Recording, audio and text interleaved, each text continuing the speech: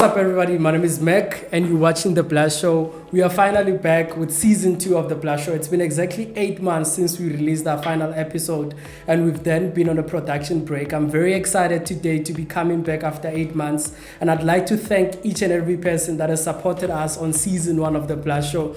I remember on the very first episode, I was not sure about what is it I was doing. I was fairly new in the content creation space, and I'm excited about what God is going to do in this season of The Blast Show. So welcome to the very, very first episode of The Blast Show.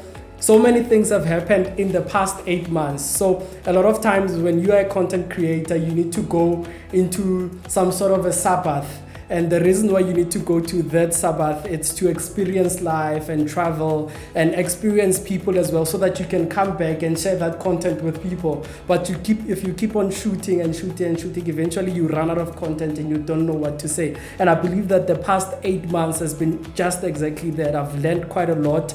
And when we concluded season 1 of The Blast Show, I was still in Gauteng. I'm now in Limpopo, in Mokopane. So you must be sure that there's a lot of content coming, fresh content, new guests. And I'm excited today. I'm joined by my very, very first guest of the show. So it also shows you that we are not playing this season. Last season when we started, I didn't have any guests. And this season, I'm starting with my very first guest. So ladies and gentlemen, I'm excited to introduce to you today my principal. So one thing I thought about when I was preparing for our episode is that you interviewed me for my job, and today the tables have turned and I'm interviewing you. So ladies and gentlemen, please welcome Mr. Schalk Boltman. Mr. Boltman, how are you? Fine, thank you, Mac. Nice being here. And like you say, now we're in reverse role. We're going to see what's going to happen this time. Yeah. Is this your first interview? Have you done any interview before? Not like this with the podcast. Mm-hmm. When I had strikes when I was a labor broker, then the news came to hear what happened, that kind of thing. And they totally distorted what I said, so I've learned about that, so I'll have to check what happens when it comes out here. But this is my first as well. So yes. Thank you for joining me. Thank you for affording me the opportunity to be the one that interviews you first on the podcast. So essentially what we're trying to do here is educate people as much as we can. And when I started the podcast, the first thing I thought was that because I'm also, I've studied law and everything, I have to bring in more people in the legal fraternity, interview them, so I can help those that come even after me. So because it was very difficult for me, I didn't have anyone I could ask. So platform like these are going to become one of those go-to platforms where even law students can go and search something that they don't understand, and they'll find episodes like this. So I'm really, really excited to have you here today. So first things first, we're gonna talk about a lot of stuff. But first things first, I'm always trying to let my audience understand where people come from. So tell us about your origin story. Where does Mr. Boltman come from, and how was your upbringing like? Okay, I was born in Pretoria, made a few moves from Pinetown and Johannesburg, and from 1976, now I'm giving away my age, I moved to Mokopane. Yeah. So basically grew up here, went to study at UJ, completed my BProc degree there, prosecuted for a few years, completed my master's degree in law as well. That while I was still at Mokopane, did that through UNISA while I'm working. Yes, and then did a few courses on the way as well. I started doing debt counseling, so I did the debt counseling course with Tikkies. I also did business rescue, so I did that course through the Law Society. And yeah, that's why I am. Mostly grew up here in Mokopane, and also working around especially with the business rescues that I did as practitioner. Moved around all around the country because they had projects from Venda to PE, Scoberta now, and quite a few places. So yes, we've based here but worked all over South Africa. How was your family setup like when you were growing up as a kid? It was, like I said, we not always easy. when we moved to Mokopane, my parents were still together. Then when I was in grade 4, my parents divorced, or they separated. Father having an extramarital relationship. We then, after about a year, they got together again. Grew up. Yeah, it went better then. Grew up as a kid here in Mokopane. But they divorced again when I was at university. So I had to stop. I couldn't study further. I had to go and work in my military service at that stage in the police. And completed my studies there. Yeah. How would you say the back and forths of your parents, divorcing, getting back together affected you as a kid? Because I believe like each and every one of us have gone through stuff as children or as kids, as teenagers that really affected us and, we struggled with as growing up. Because with me, I was not raised by both my parents. I was raised by my grandmother. And there's still issues that I'm still confronting today that I believe not being raised by both my parents affected me. So I'm still confronting some of those issues. So how would you say your parents divorcing at one point, getting back together and then divorcing again affected you as a kid? Yeah, I think it made a big effect because when they separated, I had to go to the hostel in grade 4. I was still small. And I'm not a very violent person, but I was fighting all the time at that stage, had a lot of fights. Then getting back, my father had become very devout Christian, and so we had, when they came back in about grade 5, had Bible study every evening, 7 o'clock. You had to put off the TV and we'll have devotion and everything. So very religious then after that. Okay. But also a thing of maybe looking, preaching, but not always living what you I can imagine. So after that sort of good time, but it was also very overly religious. Yes.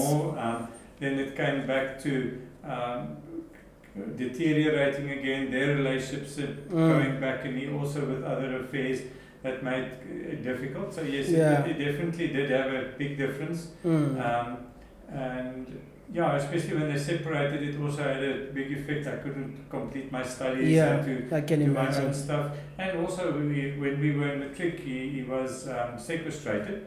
Okay. I didn't have money to go and study. I had to go and ask family to. I did a lot of bursaries, and I asked the family to sign surety for me. Okay. But at least I could go and study. There wasn't money, so I also had to I worked every weekend as security, and to have extra money in order to just pay my things at school, because I got a bursary for. Or a loan to pay my studies, but not all the extra things that you need. Would you say coming from a Christian background has contributed to the person that you are today?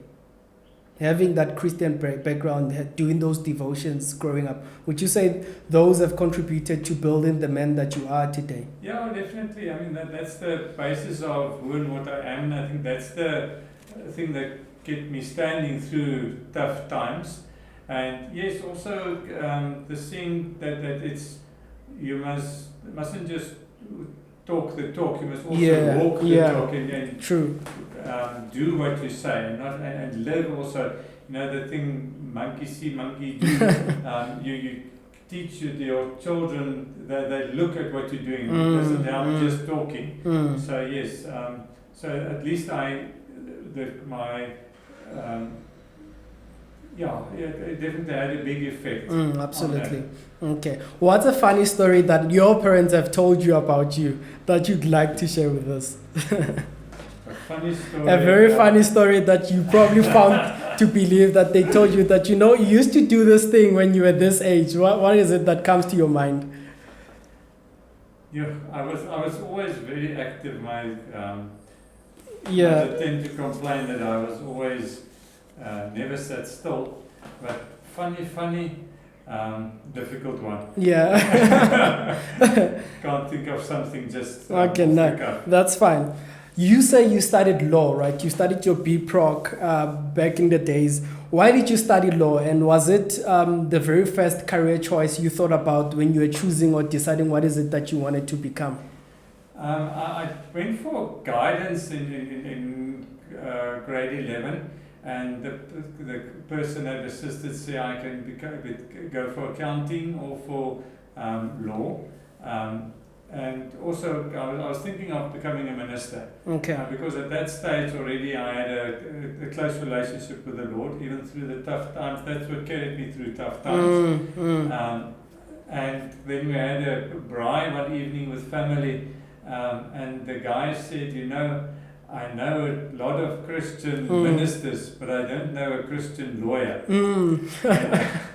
Which I later found out is not true. But at that stage it really had an effect on me, and I thought, well, maybe that's the thing I need to do. And interesting how small things that a person at the braai in the bushveld, something they say can affect one's whole life. Because that day I decided to study law and not go into the ministry.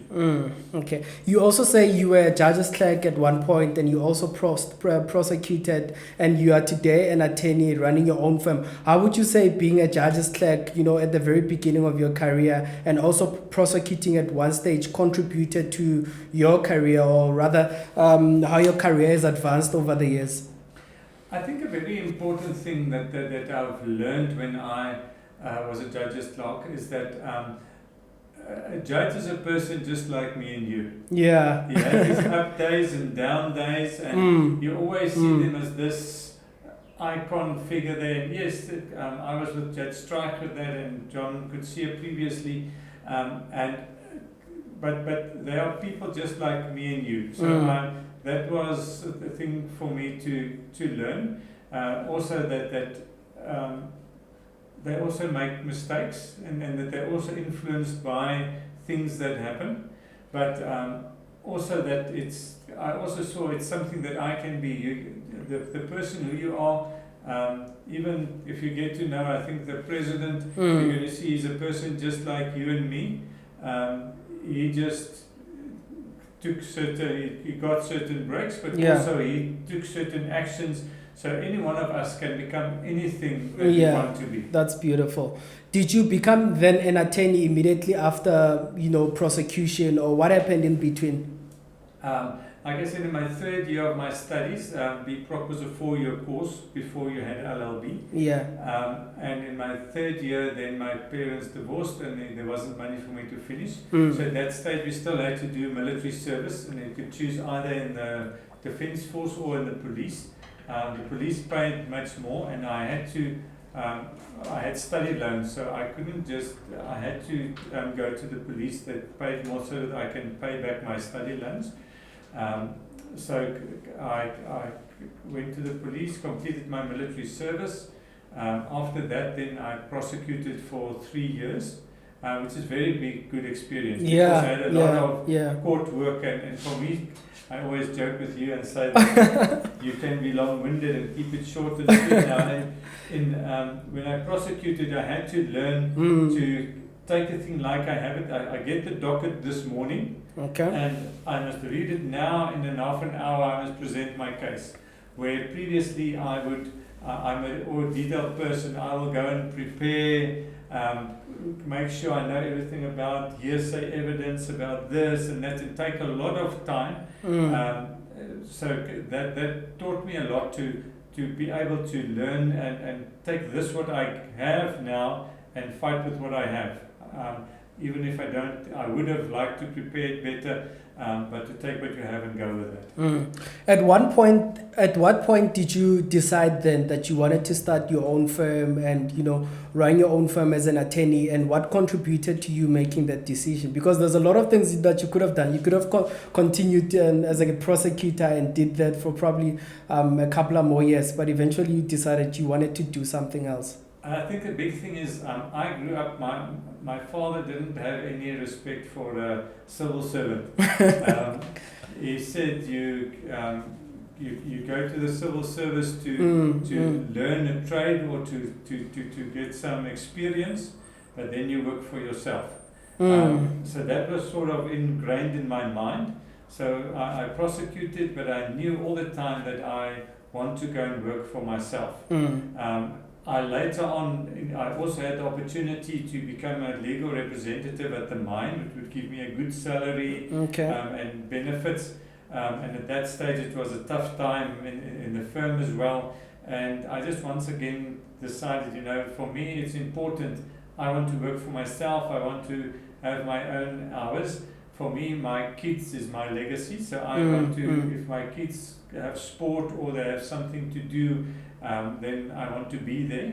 So I decided to opt for that because yes, if you work for yourself, it's the hardest boss. But I've got flexibility about my hours, which I wouldn't have had in another job. That's very interesting because you find a lot of graduates today who studied LLB. The first thing that they're thinking is that I have to get an opportunity to serve my practical vocational training, mostly known to a lot of people as articles, and then after that write board exams and eventually get admitted as an attorney. So what you've just said has actually made me realize that you can do a lot of things with your LLB degree. You don't have to essentially go through the normal route of doing your articles, writing board exams, and eventually getting admitted and start your own firm or get it hired somewhere as an associate. So that's very interesting, and I believe it's going to help a lot of graduates who are busy with their searching for their articles, because that has become now a very, very packed industry, because there's a lot of graduates, some that have graduated like 4 years ago, they're still searching for their articles and staying at home with their LLB degree, and they've even resorted to even working in retail spaces, having an LLB degree when they could really do a lot of things with their degree. So that's a very eye-opener. You are running several companies today, right? Running your law firm is part of those. Can you tell us more about some of the companies that you're running? Yes. I have the law firm, Boltman Incorporated. Then we have Debt Help Nationwide, that we do debt review. Okay. Then I also have rental specialists, which we do property rentals. And then I'm also with Keller Williams, that we do sale of properties. So it's also, once again, things that happened over the years. When I was in a partnership in attorneys, and they bought out my part in the partnership, and for that then I had to do something else, and I started with debt review. So I started that business.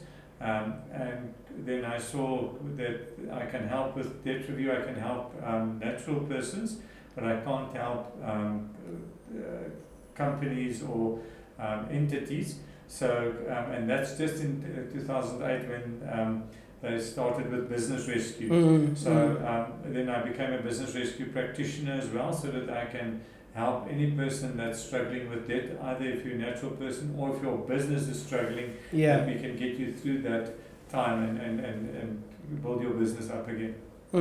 What biggest challenge are you facing in one of those, or if not all, businesses today, and how are you tackling it?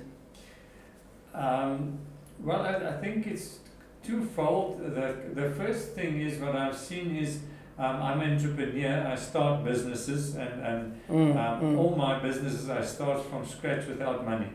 So I had to do with what I have, but now the businesses are growing, and you have to evolve now from an entrepreneurial to a more professional business, where I'm used to not have backup money and that, and I just go on and I work. But now I have to learn to get systems in place, and also financial systems in place, so that you can prepare for times and that you have money available, etc. So that's the one thing, evolving from an entrepreneurial business to then the larger business.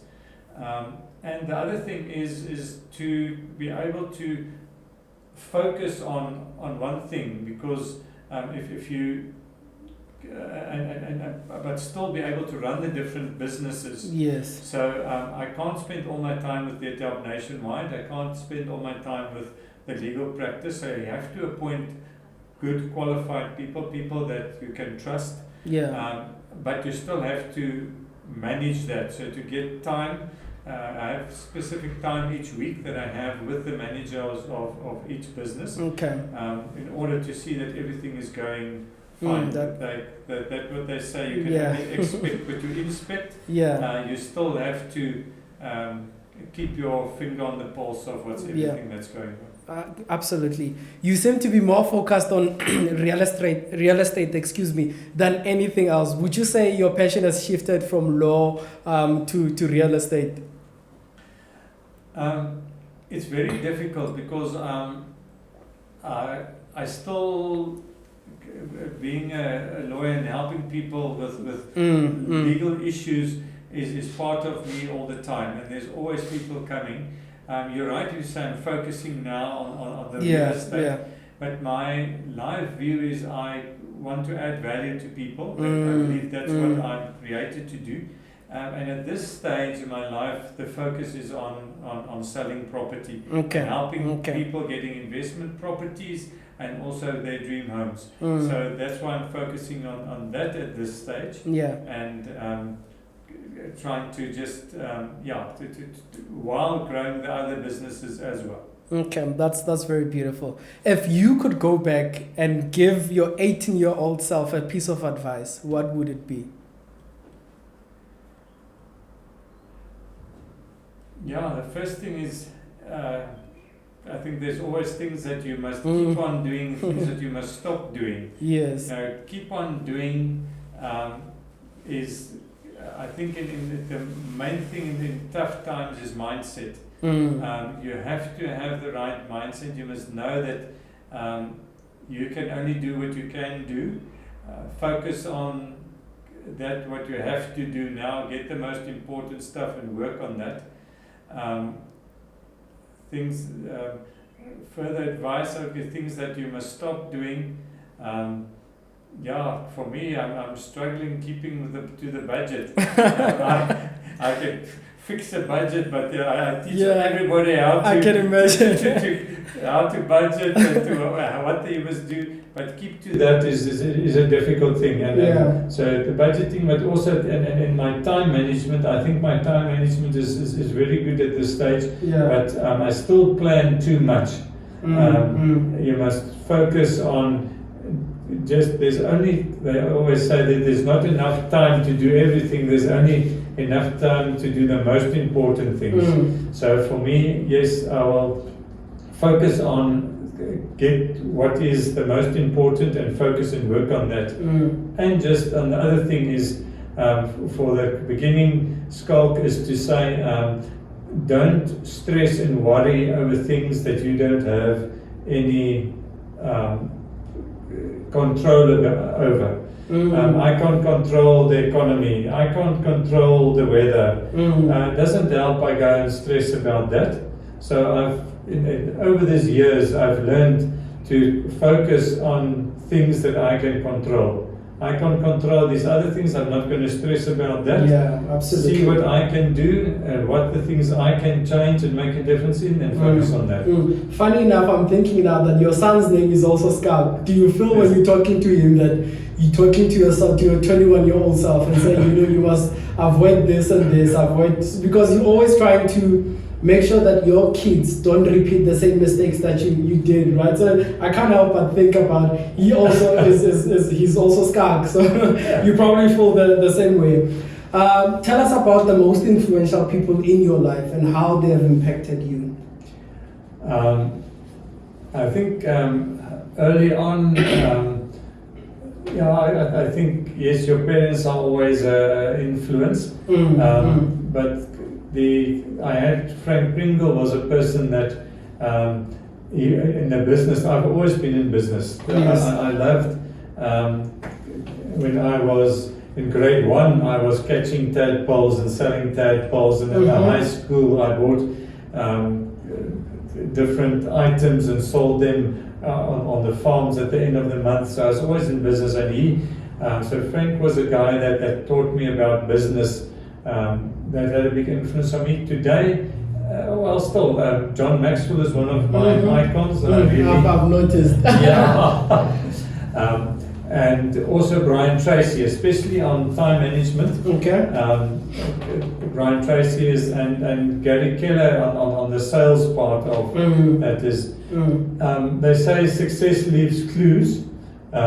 So I try to learn as much from other people, because you can either learn by your own experience, absolutely, or from others people's experience. So I try rather not making all the mistakes myself.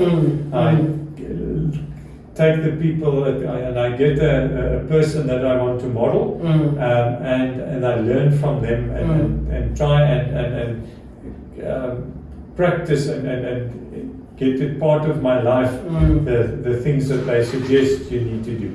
That's great. What do you think about the current state of affairs, especially load shedding? It makes us quite depressed. I think it's one of the big things that really is holding the whole country back. I just listened to a podcast this morning of Dr. Frans Cornier, that he says he believes that it will improve now before the election, because I think the ANC saw this is costing them a lot of votes, and there is possibilities how they can ramp up the load shedding and stuff. So we hope that's going to happen. And it definitely, load shedding has a big effect of us here at the office as well, because it's a lot of extra expenses. We had to buy a generator. It's the fuel all the time, and we couldn't buy a large enough one to do the printing, etc. So we have to wait till after load shedding. So load shedding is a big issue. But once again, it's one of those realities. I can't stop load shedding, so I'm not going to focus a lot of time on things that I can't affect. I can focus on what I can do to load shedding. So yes, I'll get a generator, get camping lights at home, and see that and do that kind of thing. So, but I'm not going to allow it to make me negative. Once again, I think the main thing in my life all the time is working on the mindset. What do you think should be done better in terms of government? How they're leading the country and everything. What is it that you think should be done better? I did a course at some stage, Growing Kids God's Way, and what I got from that is that mostly everything boils back to respect, and respect God, respect family, respect people. So, so I think we must respect each other. We must get to respect other persons, respect lives, respect other people's things. So if we can, if our leaders also become more respectful, and they respect the people that they represent, they won't take the money, they will do what's right in the circumstances. That's very okay. Now we're gonna change and focus on a very different question. I call this off the wall questions, right? So next question is, if you could live anywhere in the world, where would you live? Sure, I've been to a few places, but I still love South Africa. A lot of people actually say that. I love the veld, and I don't get enough in the veld, because just to be able to chill and be there and listen to nature, and I would, for me, yes, some people say I want to go to the coast and retire there. I like South Africa, I like the weather. I've never thought of retiring, and last year or 2 years back, I went with a friend to different retirement properties, and I asked my wife, okay, maybe we must also think about retiring. Where do we want to retire? She said, well, nothing colder than Mokopane. So, and nothing further north than Mokopane, because then it's too far from civilization, can I say. So then we said, okay, around here. So from that, it just, once again, I love South Africa. I love the people. I love the weather. Yeah, South Africa is a very beautiful country. There's still a lot of opportunities. Yes, there's a lot of things to be negative of, but there's a lot of positive things going on in South Africa. Yeah. If you could have coffee with any historical figure, who would you choose and why? I don't want to sound like a cliche, but I would like to speak to Nelson Mandela. Yeah. I think he got something wrong to suffer a lot under certain people, and still he was able to not have a hatred and still go look at the bigger picture, and he's got a lot of wisdom to say things that he. So yes, I think it'll be very interesting to have a chat with his life, and also how his process was, because it wouldn't have been just like this all the time. Yeah, absolutely. And what his choices was, and I think that will be very interesting. That's very great. What do you think the world would look like in 10 years' time? In 10 years' time, one thing is AI is coming to have a big effect on us. So there's a lot of jobs that are going to be redundant. Anything that's just basic data capturing or just routine work, you must know that's going to fall away. So we need to adapt so that we embrace AI, that we are going to be the people that use AI and not be replaced by AI, artificial intelligence. We just on this open AI app. It's just incredible if you can. The Chat GPT. The Chat GPT. Yeah. How you can draft a contract, how you can do certain things on it. It's awesome. The information technology. So yes. But the other thing, what they also say, the more things changes, the more they stay the same. I can so yes, there's going to be a lot of changes, but there's a lot of things are just also going to still be the same. If you had to choose to do one thing for the rest of your life, what would it be? Help people. That's I love helping people, and that's why when I was doing as a debt counselor, it was wonderful for me. People coming in and they have this whole mountain on their shoulders and they don't see hope.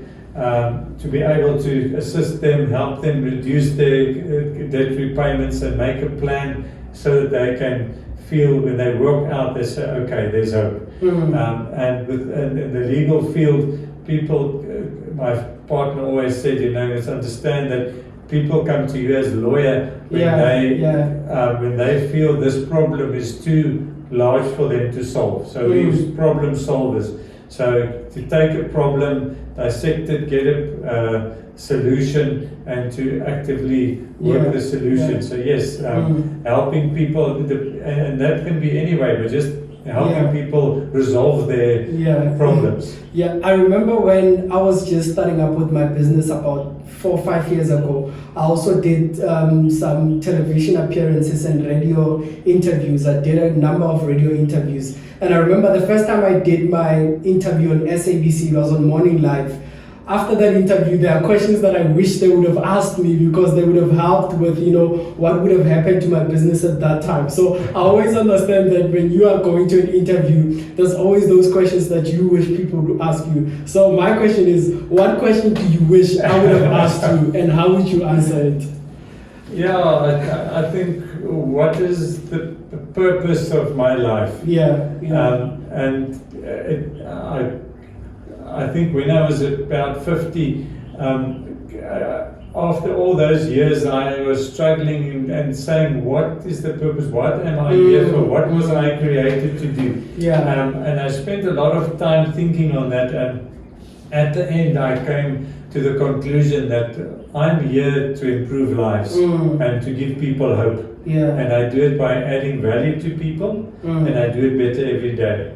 So for me, that's it took long to sort that out for me, but now I can measure everything that I do. If I want to see this day, was it a good day, I can think who to whom did I add value? Whose life did I improve? How did I improve my life? So I think that's the thing. And I think if you can, they say there's two important dates in life. The day you were born, and the second, they find out why. So yes, so that was the important one for me. There's probably young people that are watching now. They've just completed their law degrees and they're unsure about what is it they want to do. There are probably even those that are thinking about giving up and doing something else because they probably can't even find their articles. What would you say to them? The most important is do something. Don't just sit at home. Nothing is going to happen. Even if you have to start working as a cashier or as anything, but just start working. And yes, we've had in the past, we've had people that was willing to work free of charge just to do their articles and complete it and do it. You've studied, do that. Or like I said, maybe you not have the you don't get articles, but you can work at an insurance company or prosecute or work at the deeds office. So get somewhere that you can gain experience, because on the road, all the way, things that you do is going to help you later on. So the fact that I went into the construction helped me later on when I did business rescue in the construction business. So all the experience, it adds up at the end.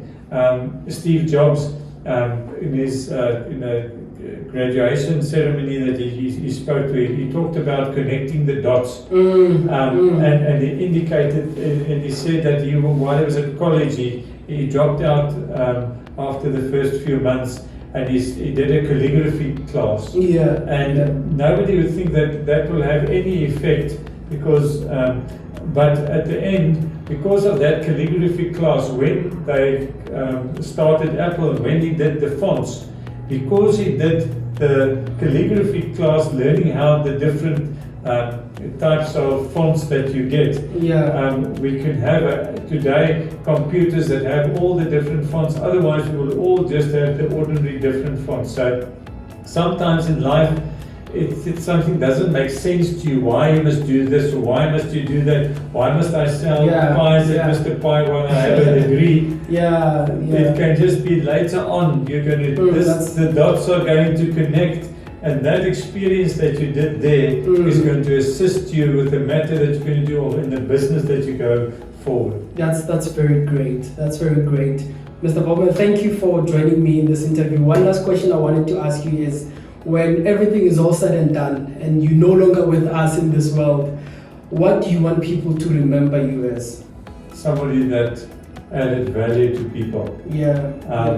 For me, I want to be remembered as a family man. I want my closest relative, my wife and my two kids, to know that I love them and that I had a good influence on them, and everybody that thinks back will be positive and say he added value to my life. That's very great. Ladies and gentlemen, this has been an episode of The Blast Show. Thank you for joining us today. Remember to leave comments down below and let us know if you love this episode.